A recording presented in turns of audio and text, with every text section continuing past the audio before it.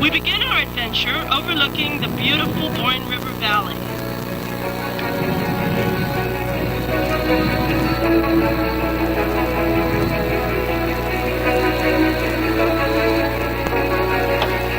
And just across the way is the ancient Newgrange.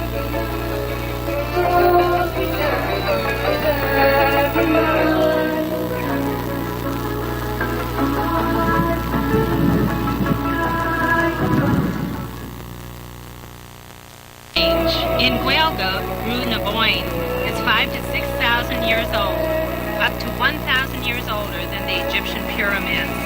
Each year at the crack of dawn, at the winter solstice, the sun's first ray reaches the inner chamber, and the entire temple glows. Newgrange is said to be a passage grave constructed by the Druids of ancient times. 3 ley lines converge under Newgrange. Note the white quartz which is all across the front of the chamber. The power of crystals when taken inside is greatly enhanced. Newgrange retains many secrets, and the real reason it was built may never be known.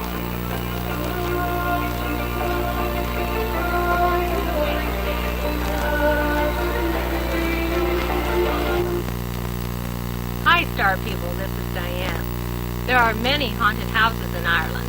This one is the John Boyle O'Reilly house, and the local people tell us there are many ghost stories connected with this house. The most common one seems to be of an Irish soldier laddie from the 1916 Rising, at the time when Ireland won her independence. He's been seen here on many occasions.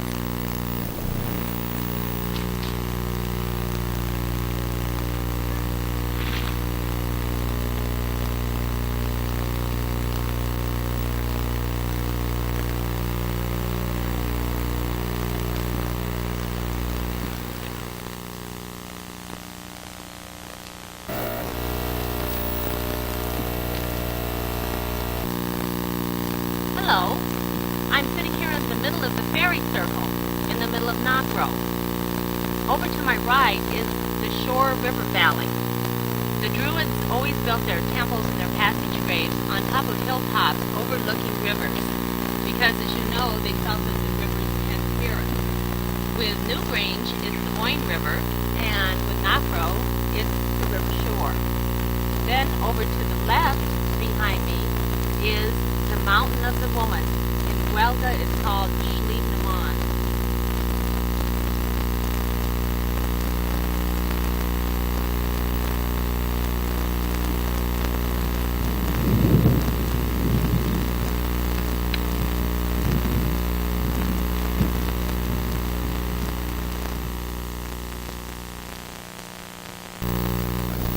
Leaving Knockrow up at the top of the hill, let's go down to the river shore and have a cleansing healing meditation. Come on.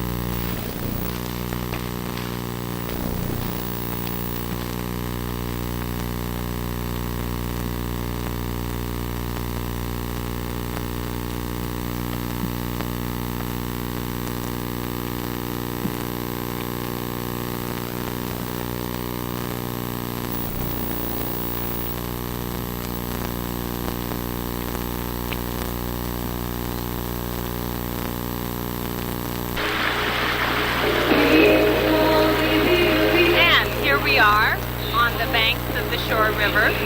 Knockrow is just up the hill, and I'm going to be doing a meditation with an empowerment stone, a piece of slate which came from this very place. This is the place where we get the empowerment stone slate from.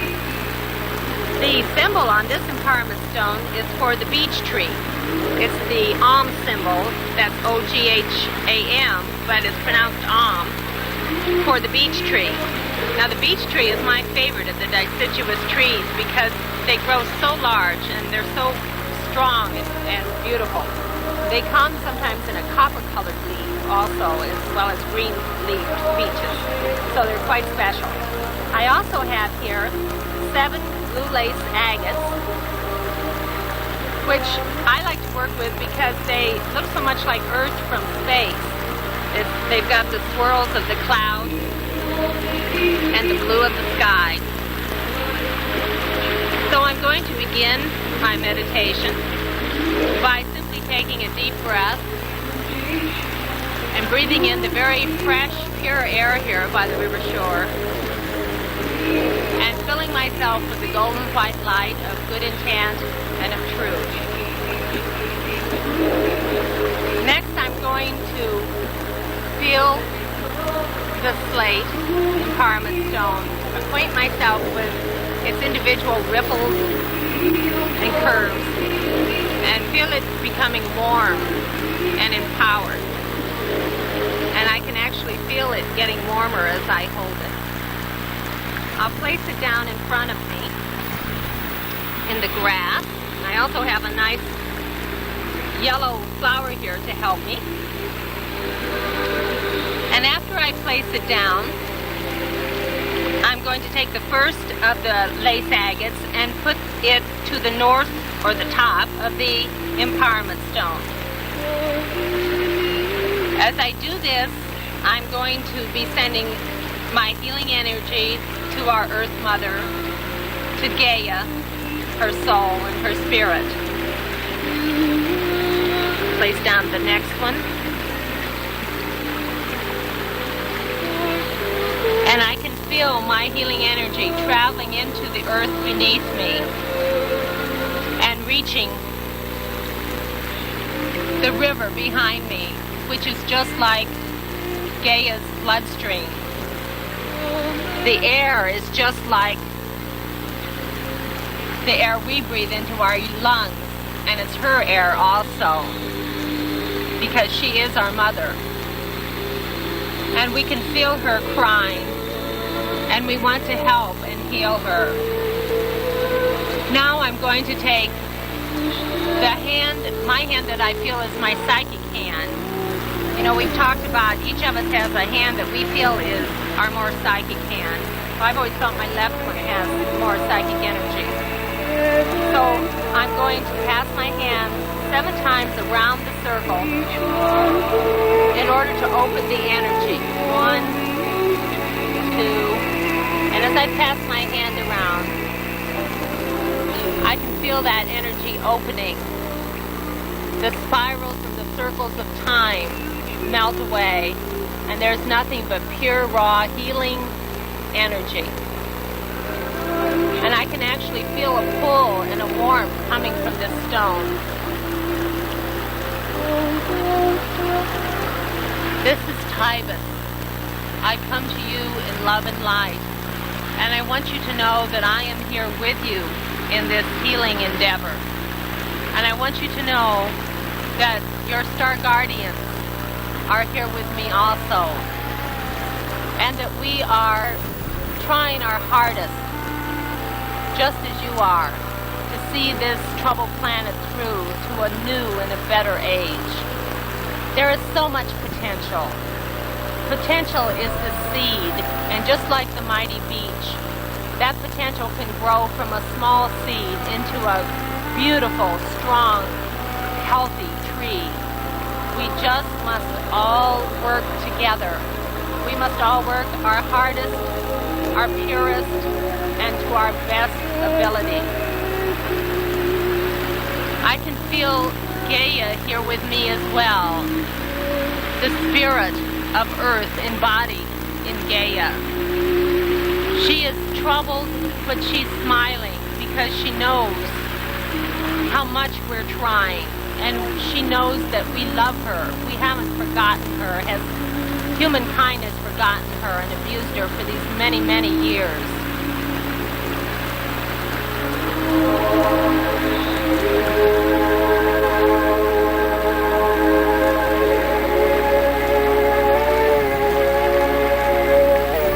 This is Diane.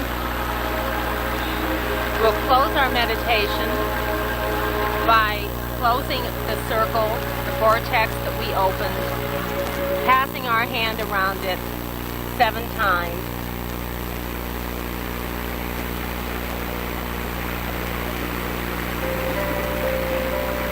And taking a deep breath and just relaxing.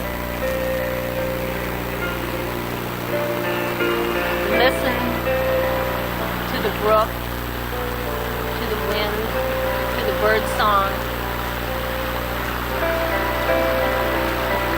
and just feel the life that's in you. Be refreshed and rejuvenated, my friends. We close as we began in love and light.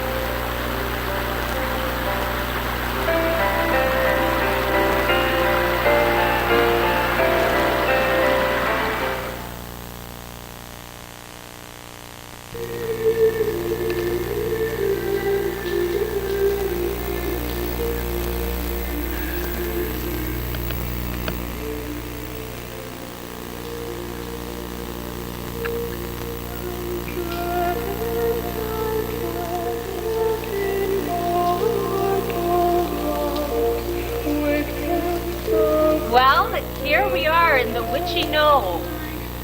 The slate pit where the empowerment stones come from is right outside there, and we made our way in a very narrow path, and I'm just barely holding on to this rock because the gravity is very strange in here, and I'm falling down rapidly. But anyway, the local legend is that the fairies live here, and teenagers are dared to spend the night here by other teenagers, but very seldom do they stay the whole night.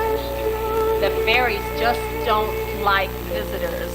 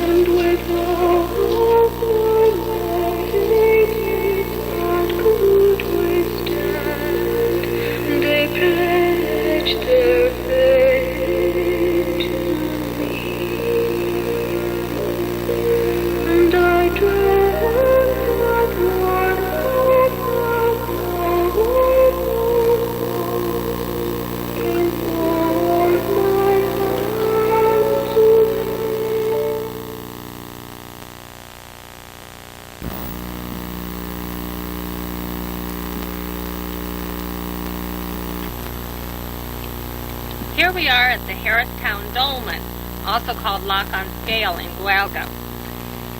The dolmen is about 6,000 years old, and it's called the Tomb of the Heroes. But I have always felt that these things aren't just tombs. They're just too incredible, and the energy emanating from them is just too intense to be mere tombs. A star friend visited me, and he managed to scamper up on the capstone and lean back, and he had the most incredible, he stayed there about 10 minutes, and he had the most incredible experience, and was just supercharged with energy. The capstone, of course, has quartz embedded in it. They always chose a capstone that was just scattered with quartz embedded in it all over the place. And behind me, there are beautiful chunks of pink quartz embedded in this stone.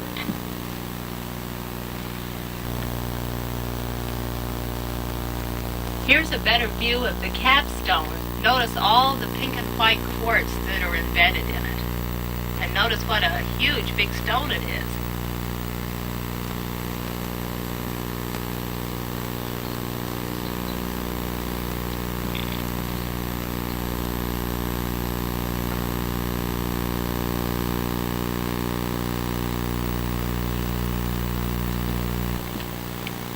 Notice that the stone on the left doesn't even touch the capstone, so it's not holding it up at all.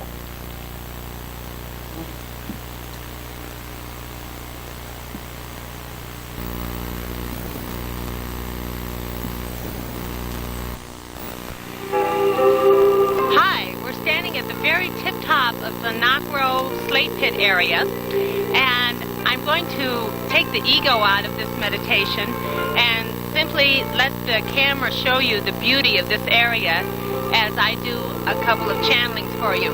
Be sure and keep your eye out for the swallows because they're really flying around this morning before they get ready to head off for the autumn to North Africa, I believe they go to. So keep your eye out for swallows, and there's egrets here also. So just enjoy.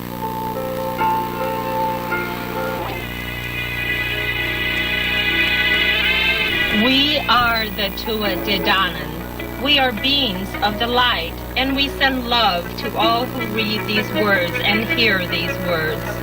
Before the Great Pyramid was constructed, before Stonehenge was erected in its first incarnation, and before the great Greek and Roman cultures flourished, it was we who built Newgrange. We disappeared into a safe dimension, a secure level of existence, when humankind veered from nature's path, and thus from God's intent.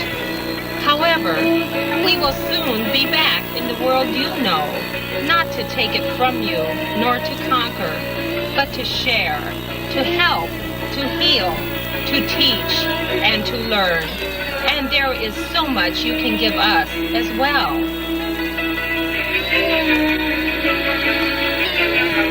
We always knew we would come back someday when the mundane dimension, which we could not bear, was about to give way to a higher frequency, which is like home to us.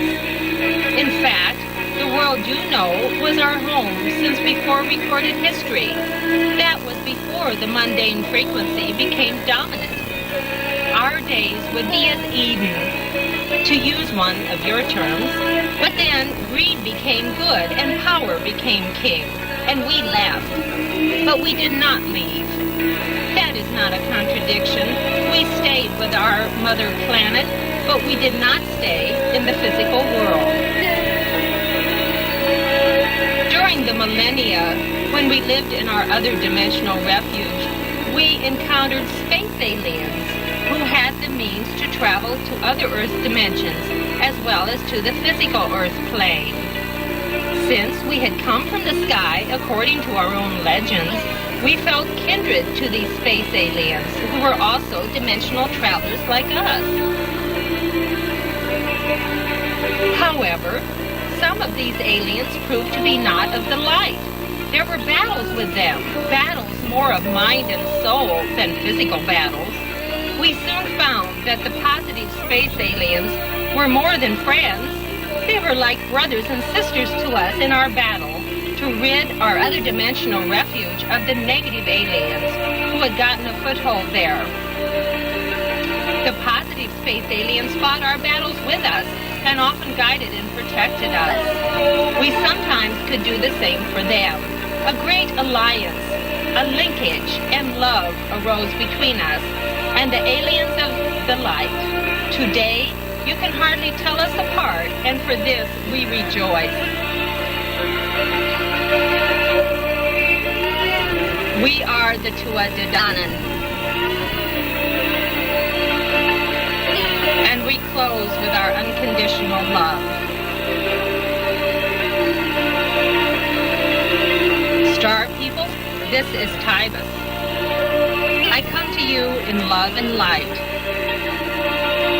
A psychic gift, which star people tend to take for granted, is their empathy with animals and with nature. You see an animal on the street, and a clear message comes to you from that animal. Someone who is less psychically sensitive passes the same animal and receives nothing. You take a walk in a meadow and you receive an impression from that meadow as a living, breathing ecosystem. Someone else walks through it and receives nothing. This gift of feeling what another life form is feeling is a precious gift, and it is every bit as meaningful and as important as the more flashy psychic gift of predicting what film actor will divorce what other film actor.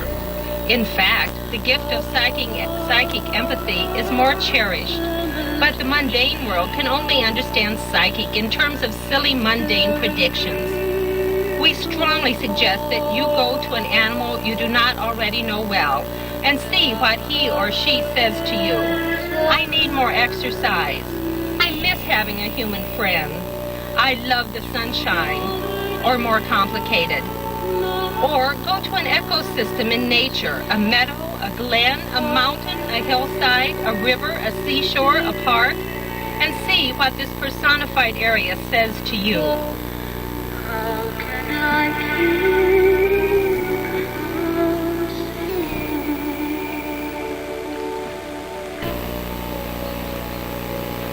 Obviously, you have already communicated intimately with your own special area, so we are referring to an area other than the special place. This suggestion may seem repetitive to you because star people already do these things, as we've just said. But this time, do it formally and with forethought. Do it on purpose and watch what is happening psychically as you do it. The psychic reaction is not a flashy one, and you can barely discern it from normal thought. But it is input from beyond the practical daily mental input. Then, stop to meditate on your star guardian's contact being very similar. This goes for other higher beings' contact also, of course. Some of you look for a flash of lightning when your star guardian is contacting you. Thus, it seems not to happen too often. When in fact, the contact is like the nose on your face. It is there, but you fail to perceive it, just like the person who hears or feels nothing when he walks through the meadow. We know you want to perceive our contact, but you must trust yourself and learn to perceive it. Even when there has been clear contact, you may feel it has faded away at times, and so this message applies to you as well. We are there, we are here for you, and we are with you. May the healing light of God and goodness surround you always. Tybus. No storm can shake my inmost heart. Why to that rock I'm hanging, since lies Lord of...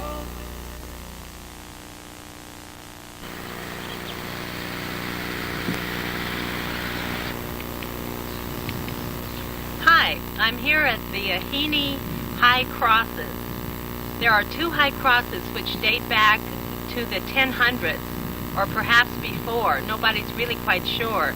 They're from the Celtic Catholic Church rather than the Roman Catholic Church, and they were hand-carved by monks. In the Haunted Ireland book, I mentioned that one of the crosses in particular is haunted, and we'll take a closer look at them in just a second.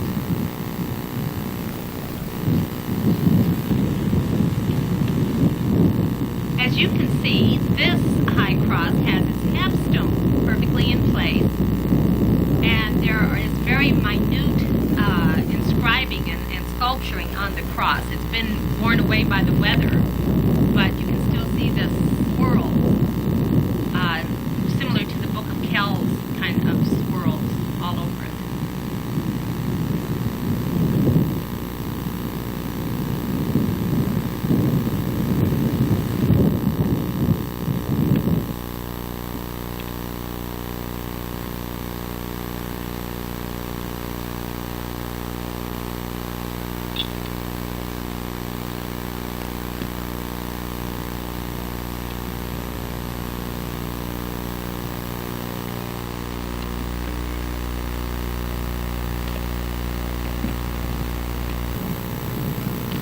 Now, as you can see, this high cross doesn't have its original capstone. And the local story says that the farmer across the road decided to take this capstone to prop up some machinery. So he came over here and he started to take the capstone. He looked over to his house and saw it was on fire. So he left the capstone and he ran to his house. When he got there, it wasn't on fire. So he came back. He says, well, that was funny. So he went ahead to get the stone, and he started to get it down, and he looked over, oh my gosh, his house was on fire. So he dropped the capstone and it cracked, and he ran over to his house, and there was nothing, it was fine. So the third time he came over, he says, I'm going to get the stone this time. He picked up the two parts and he walked to his house, and when he got there, it was nothing but a smoldering nothing, just a smoldering disaster. Now we're at the Kilcarran High Cross. Now you'll notice that this capstone is in place, so there hasn't been any thieving farmer at this site. There's beautiful scroll work on this one as well, and I'll let you take a look at it, and then we're going to go over and see the Kilcarran Holy Well, which is just over there.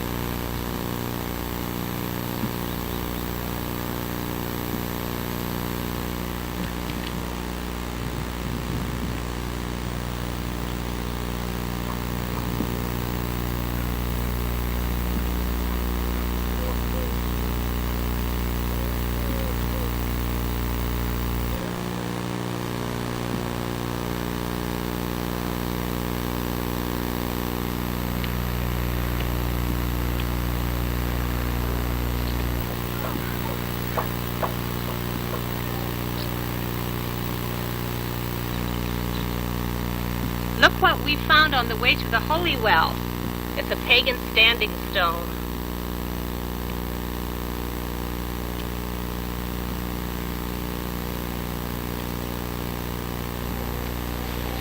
And here are old pre-Christian vessels and ornaments.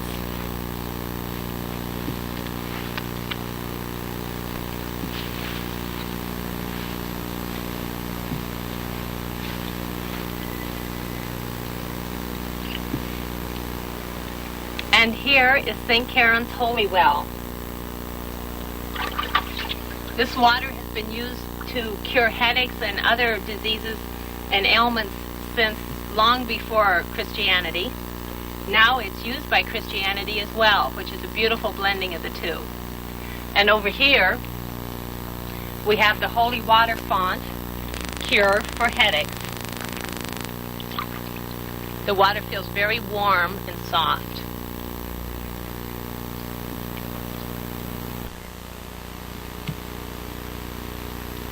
Here we are at Villa. It's a very old fortress, probably from around the 900s or 1000s. And you can see in the main building here that the windows are long and narrow, because in those days they only had bow and arrows. So the people inside felt protected by the narrow windows, because an arrow was less likely to hit the mark by going through the narrow window. Now in a minute we'll take you inside this building and also back to the round tower that goes with it.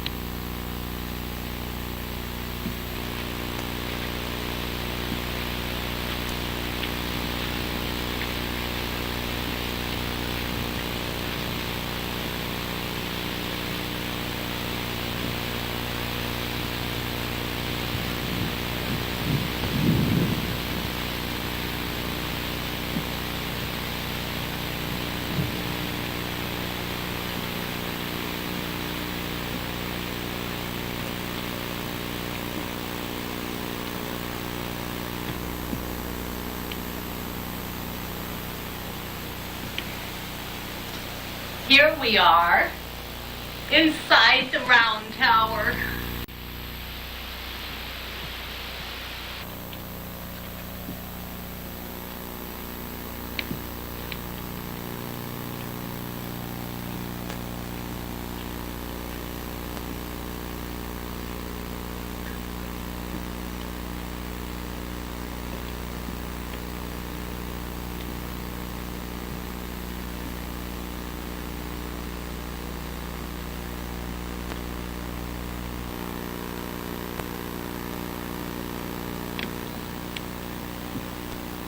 Apparently the round tower was used as a lookout post, and they think that it used to be much taller.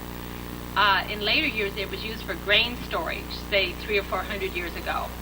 But right now I'm standing at the entrance to the main portrait at her villa. Let's go inside and see what's in there.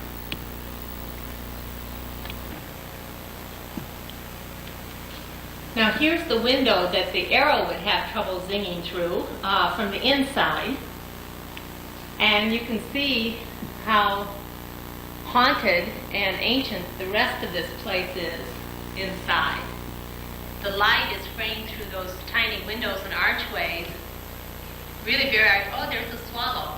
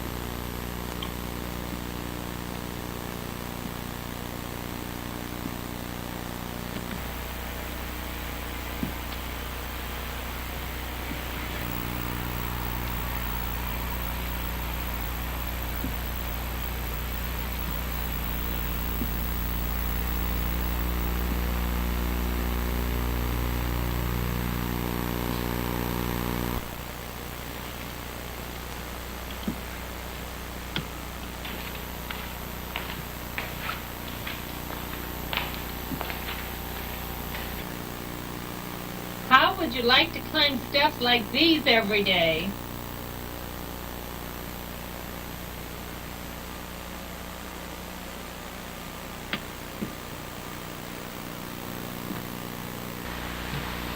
Hello, we're up here in County Tipperary near the town of Ballingarry, and we're here to investigate a UFO sighting that happened last week. I'll have to leave my thistle here. I've fallen in love with it, but I'll get on with business. Last week, a farmer was out in his field, and he was cutting what's called here ragwort. And I'll show you. It's, I believe, what's called ragweed in the States. Anyway, he was cutting the ragwort because they say that if a farmer has ragwort in his field, he's a bad farmer. So he was just whacking away at all the ragwort in his field. And incidentally, you'll have to excuse the flies here. This field seems to be alive with them. That's because cows are nearby.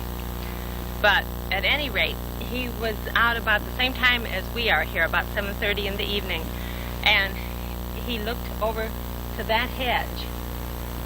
There's a small maple-ish leafed looking bush over there. He looked over and he heard a rustle, he said, and a small man, about 3 feet tall, came through that hedge, just walked through. He said he may have come through a little bit easier than a human being can actually get through that, almost as if perhaps he was walking through the molecules of the leaves.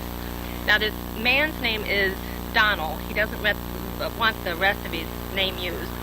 He's 65, he doesn't drink, and he seems very intelligent and sober. He's a man of the people. He isn't highly educated, but he's very believable and very intelligent.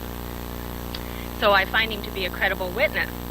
Now the little man, he said, he had heard his parents talk about fairies, but he never really quite believed in them. And he said, besides, this little man had on something like an orange dancing suit, and he knew that fairies wore, green rustic suits. That was his logic.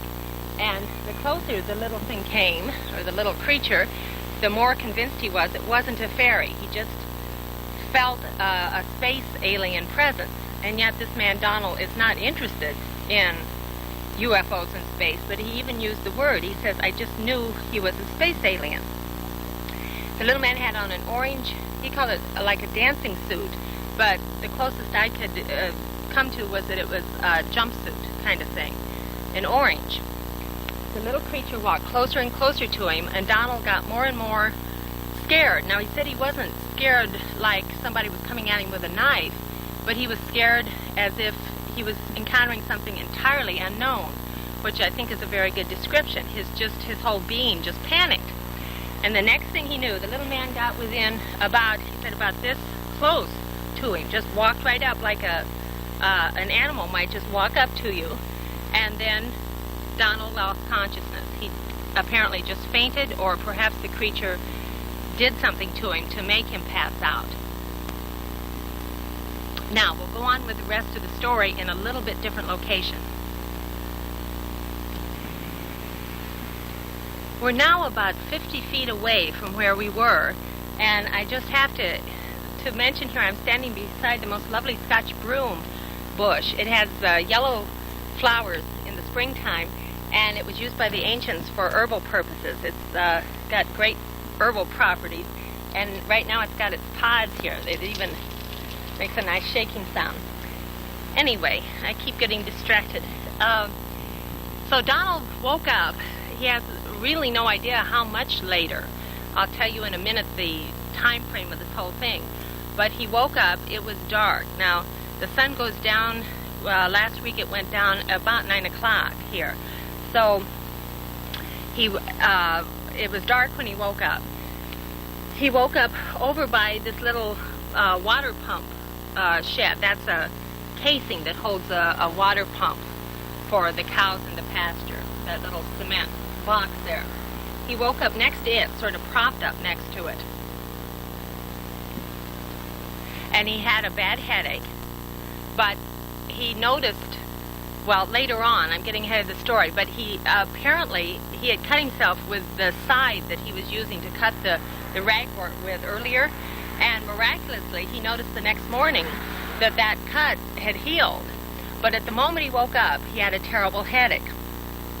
He looked over about 50 feet away to where he had first been cutting ragwort, where he saw the little creature, and he saw a round silverish craft, or oblong round. He said egg-shaped, only flat, not an entire egg. And it glowed with a silver light. And at first all he could think of was one of those child's birthday balloons that's sort of aluminum or whatever, but they're silver. But he said it was much, much bigger. It's as big as a car, a large car. And it seemed to be hovering in the spot where the little man had first walked up to him. And then, as he was watching it, it began to rise, very slowly at first. And he thought he could see windows, round windows, but they were more on the other side rather than facing him. He just saw like a half a window on, he just somehow perceived that there were probably windows, but they weren't directly facing him. And then, after it got to a certain height above the trees, it took off in a tremendous, just upward at a tremendous rate. And he says, then I knew it wasn't a child's birthday balloon. Now, we've looked at the landing site where he saw it, which is the 50 feet away where we first started, and I'd like to go back there and show you the only evidence of it, well, which isn't much, but we'll take a look at the landing site. Now, here we are at the landing site again. Now, it's not the most impressive circle or landing site in the world, but it's interesting in several respects. 2 days after this happened, a professor from University College Dublin, that's UCD, came down and noticed several things. He said it had an unusual electromagnetic reading around the swirl, the outer swirl. But he noticed that the inside of it not only wasn't matted down, but there were little bushes that were left still standing. And he said whatever it was apparently had a strange electromagnetism around the outer ring, but had none to speak of in the middle. And of course this would be consistent with UFO sightings that have seen an outer rotating ring, whereas the middle seems to be more solid. Now, as for our friend Donald, he says he'd really like to forget the whole thing. He says he feels there was a little bit of good and a little bit of bad. The bad thing was he got a terrible fright and a terrible headache. But the good thing was a fairly nasty cut that he had on his hand was healed the next day. So with a certain resigned humor, he says, well, you know, he just as soon forget about it. He feels that he came out even in that one. So this is me signing off from County Tipperary. Here I am at the Wine Gap Cemetery, and it's an extra beautiful cemetery, so I'm going to let you take a look around and note the white quartz that lines the whole walkway here up to the top of the hillside. And after you've taken a look around, we'll get back to UFOs.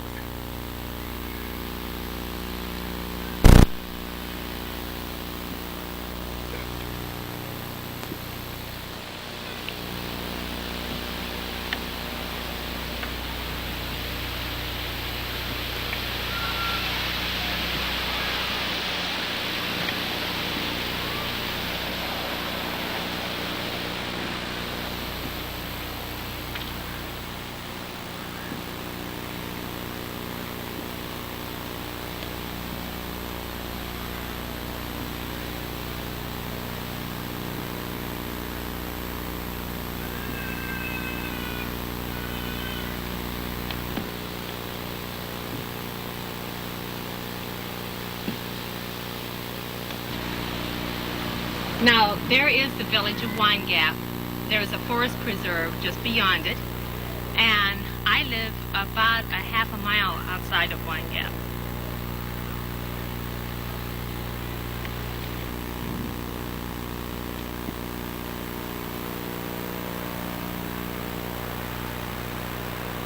Now, here's the White Quartz Tower, and it's at the very top of the cemetery. And we'll go on up to it, and I'll tell you of a UFO encounter I've been told about that happened here.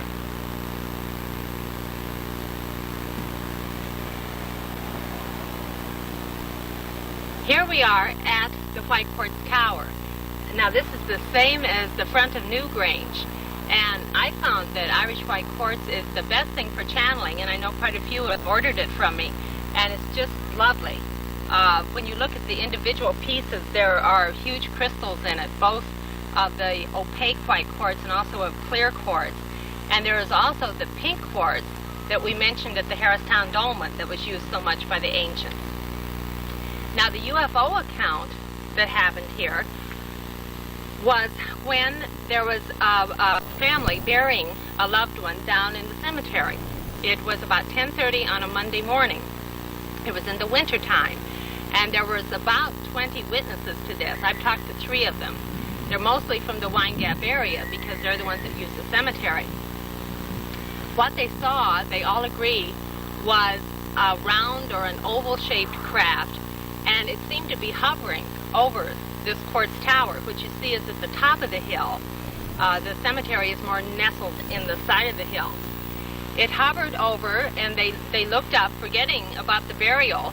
They said they watched it about 3 minutes. It hovered over this white quartz tower.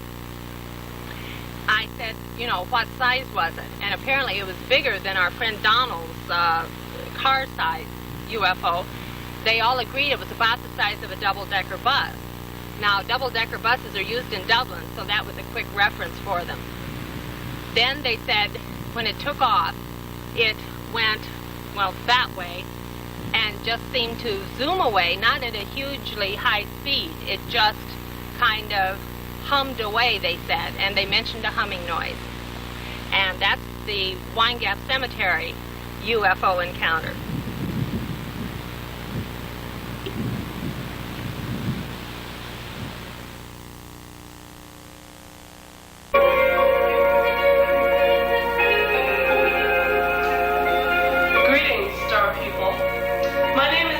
Tessman. For those of you who don't know me, I'm Diane's daughter.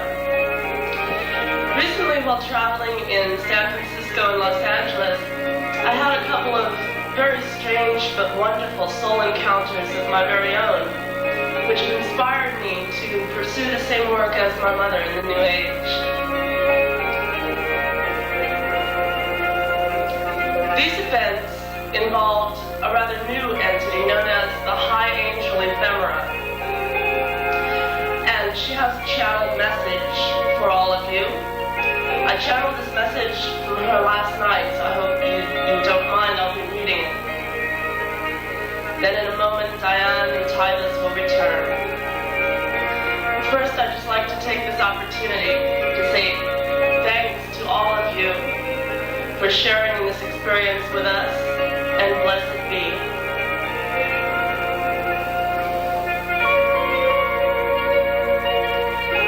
Beloved, this is the high angel Ephemera. To thee I extend all blessings. Blessed be Gaia, the earth mother, and all who take sustenance from her fertile fields and fruits. Blessed be the Sky Father. May his holy light bring health, healing, and protection to all who are of goodness and of godness. Blessed be the universal law of unconditional love. Let it shine its power unto thee. Let it fill your hearts with wisdom. The sacred elixir is wisdom, and in your darkest hours of doubt and despair, may it always fill your cup. Blessed be the animals upon Gaia, for they are the innocent children of the goddess. Blessed be the future of humanity, for you have come too far to turn back now with the fickle wind. In love and light, High Angel Ephemera closing transmission. First off, I want to thank my intrepid camera woman, my daughter Gianna, who's really quite an artist with a camera, and for doing a very difficult job very, very well. You really wouldn't believe the trouble we've had making this video. It seemed like it was dogged by negative energies. As an example, when we were at the Nopro Slate Pit yesterday, and we were attempting to film the swallows sailing over the lake in peace and serenity, and poor Gianna was down on her stomach in the shark's slate, looking at the lake with the camera. Well, there is a part of the slate pit that is still quarried nearby, and the man drove up in his big truck and started his bulldozer, and we couldn't believe it. We just had a terrible time, but I feel that we've overcome, at least to some extent, I think to a pretty good one. And looking back on it, we really had a great time making it. It was a time at least we'll always remember.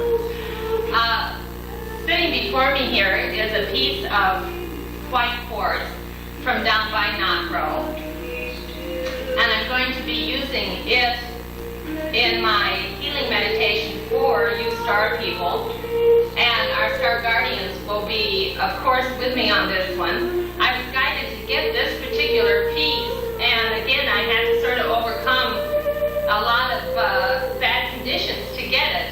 You wouldn't want to see me traipsing through the bog trying to get this one out of the creek bed that's down by Nopro. But it's got some beautiful crystals in it, and it's a very powerful piece of white quartz. And since the theme of the Irish white quartz that the Druids use so much has sort of run throughout this video, because Newgrange, of course, is the front of Newgrange is covered in white quartz. And I suppose the theme has run through the video because the theme runs through the mysticism of Ireland. The white quartz is used on the dolmen, also the pink quartz that we pointed out. It's at Nopro, at the excavation site.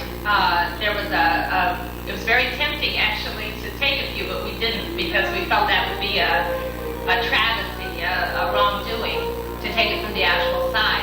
But there are chunks of it lined up that they have chipped away from. They're just beginning to get down. You see they're digging on the roof. They're standing on the roof now because it's been covered by centuries and centuries of dirt and bog and rain and debris. And as they dig it out, they're coming up with these white quartz chunks that are apparently cover the front or the entire body building of Nopro as well. So they're lined up there, but we left them. But the excavation is going very slowly because they're out of funds again. They are funded by the European Economic Union, but they're not given much. But every once in a well, just about every summer, maybe every other summer, they get funds to continue working on it, and I can't wait to see what is finally uncovered. The original sonic soundings, when they began the excavation work, indicated a building larger than New Grange. Star people, this is Titus. I come to you in love and light. Throughout these years, you have meant so much to me personally, and so much to us as a whole.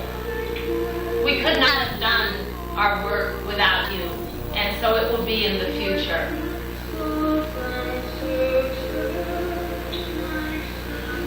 We are here because of you, and in a sense, you are here because of us. But then, we are one. We are co-workers, and we are on a mutual mission together from the beginning to the end, when you will return to the home dimension, and we shall welcome you. But we know that living on mundane earth takes its toll. Believe me, we are aware of this. You may feel that we're not, or that we have it easy, and in a sense we do. We have problems that you may not be aware of, but you do have the rougher end of the mission. And so we wish to send healing rays to you at this time, as we do periodically from time to time, so that you will be renewed and refreshed, and so that you will be healed of whatever ailments have developed in your physical vessel as you attempt to live in this world and to bring it the light.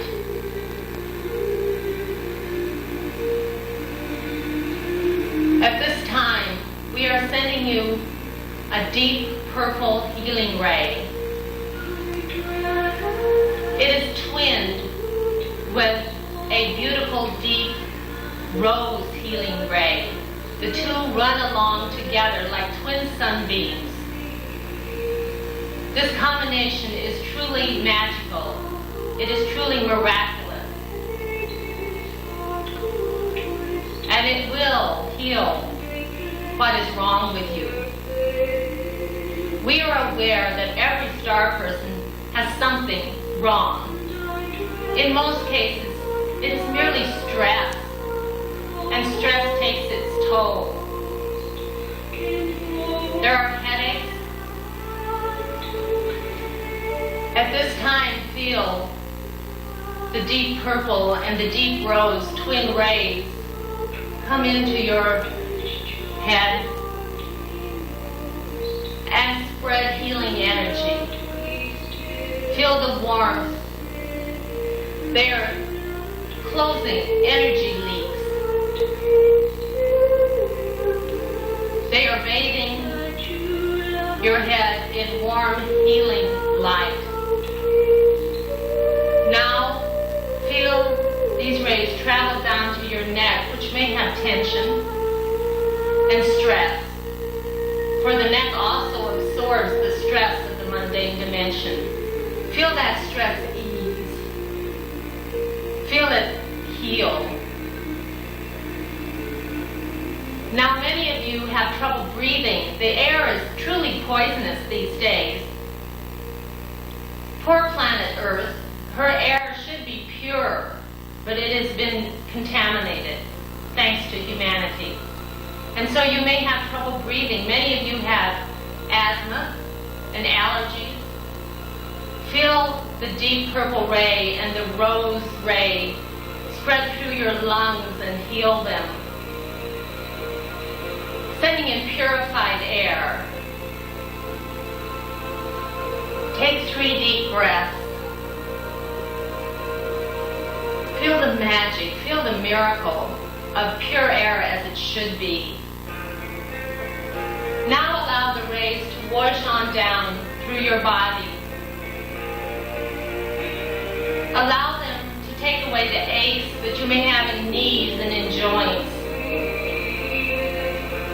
Feel even your toes relax.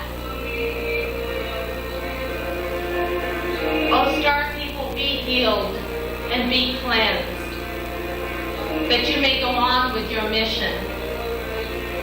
Know how much we love you beyond words, an unconditional love, a timeless love. Know that we are always with you, always and always.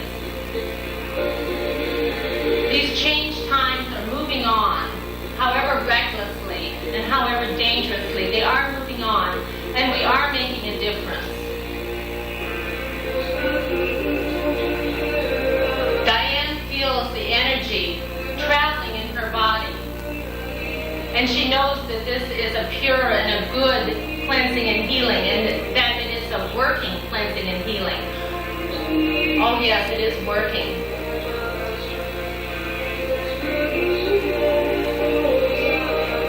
Feel our love washing through you. Know that we are near. Know that we are right with you at this moment, because we are. I cannot reassure you enough. We are.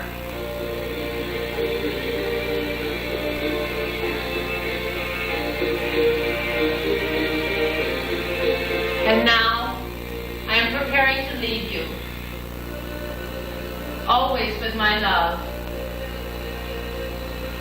Always with the love of your own star guardian. Always with the love of God, the Creator Spirit. Go out and heal your planet, star people. And be healed. Be healed. May the healing light of God and goodness surround you always. This is Titus, ending transmission.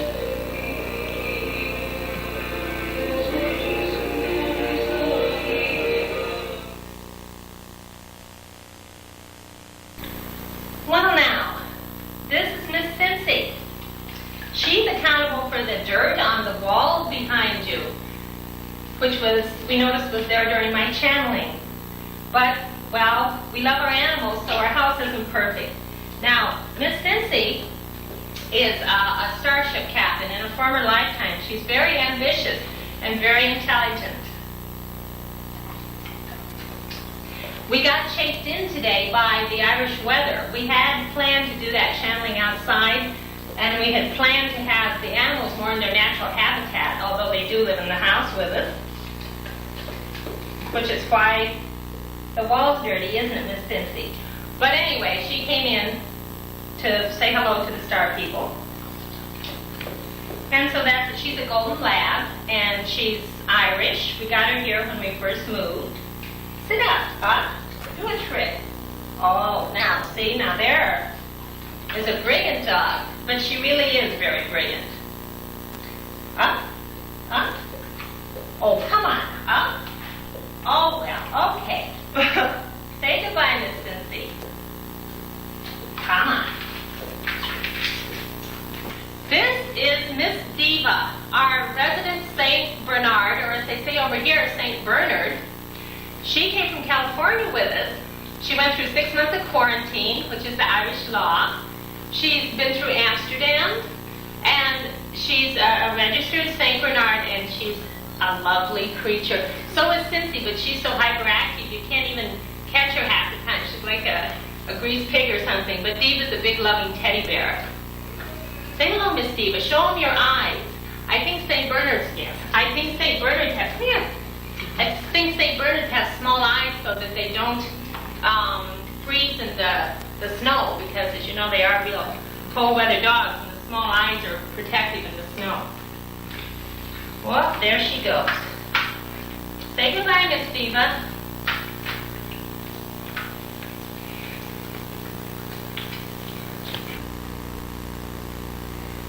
Okay, now for a few of the cats here at the Glen. This is Igomo. He's a Himalayan, I believe, although his mother was a stray and he was a kitten under my mother's mobile home. So I rescued the whole family. And I've had all 4 of them, both in Amsterdam and Ireland. So they're from California originally. But he looks like a registered Himalayan. He's beautiful.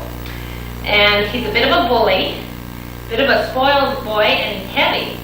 I'm noticing as I stand here and holding him how heavy he is. Say hello, Igomo. Igomo is an American Indian word for cat. I'm not sure which American Indian tribe, but Igomo is cat. And there he is.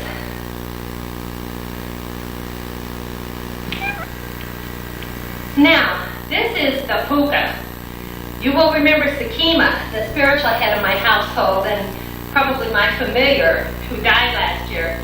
Well, Puka is his heir apparent. In fact, I'm not sure he's not Sakima come back. I found him as a little kitten who he rode in under my car in the framework, and it took him months to recover. He was so weak, he didn't play, and now he's a real character, big and fat, and he's strangely taken on a lot of the characteristics, the little traits that Sakima had. So he's sort of my most special right now. He's my spiritual, mystical cat connection. And his name is the Puka, after an Irish legendary creature that roams in the forest. Say hello, Puka. Say hello.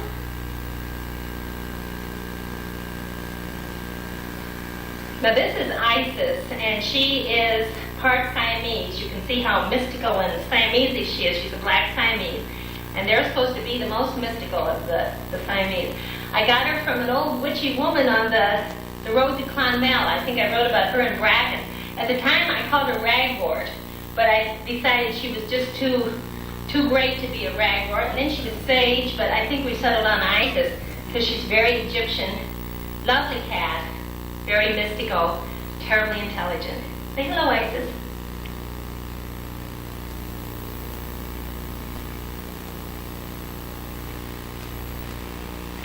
Now here's Nutmeg. She came to me only last year as a kitten, but she's kind of blown up into a humongous size here. She's fat. She had a bad cold when she came, and I took her to the vet about 10 times, and I also worked on healing her myself. And as you can see, she's right as rain. She's a lovely cat.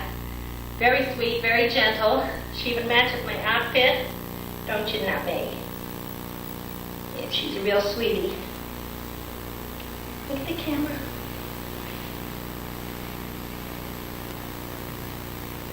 And last but not least, this is our latest comer. His name is Flavius. And he's a wee kitten that a neighbor bought in. She couldn't keep him. Nobody wanted him. He was a bit weak, a bit in bad shape. But he's very frisky now, as you can see. And this is our latest addition. I won't get the rest of the cats. I have a total of 25 now, so we won't go through all of them, but we thought we'd save the best till the last. Here, say hello, Flavius. Oh, he just is not, he's a bit camera shy. Say hello, Flavius. Say hello, Flavius. Oh, there he goes. Right over my shoulder and down my back.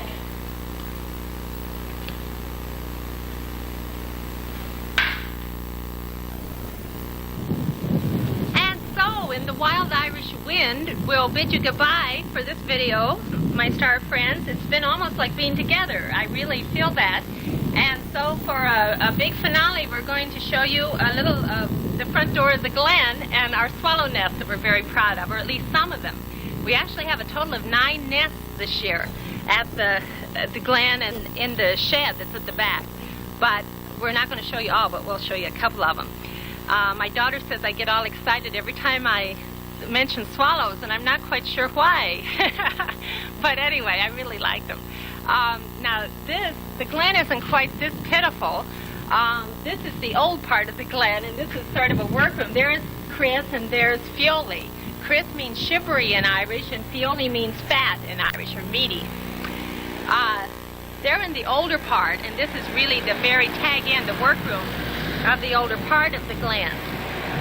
Now, if we move over here, you see part of the Glen is perhaps 300-400 years old, and this is the older part. However, it's still very livable. Most the animals live out here mostly. A good share of the cats live in the main part too, but a share of them live out here. They've got a sofa and everything in there, and I see their little faces. Come on to the window. Anyway, this is the old part of the Glen. And then as we move on, past my castor bean that I'm very proud of, It's an excellent herbal remedy. And this is my castor bean plant. As we come around past the electrical control box, this is getting into the new part of the Glen. This is the front door. And you see both the old part and the new part have upstairs. So the new part was really built right on to the old part. The new part, now I was the first person to live in it, so it's brand new. And this is, I say, the front door. And then I've got some plants here, which the swallows nest, 3 of them, are just above. And when the babies are in the nest, my plants get well fertilized because the little babies will stick their rear ends out of the nest. They don't go in the nest, and the droppings can be pretty heavy. And I can hear the swallows as we're talking. They're chirping. They've had a huge family this year, and there's a flock of them swarming around our heads. And so, from the front door of the Glen, I'll say goodbye for now, and I'll say I love you, and perhaps we'll meet like this again soon. I hope so.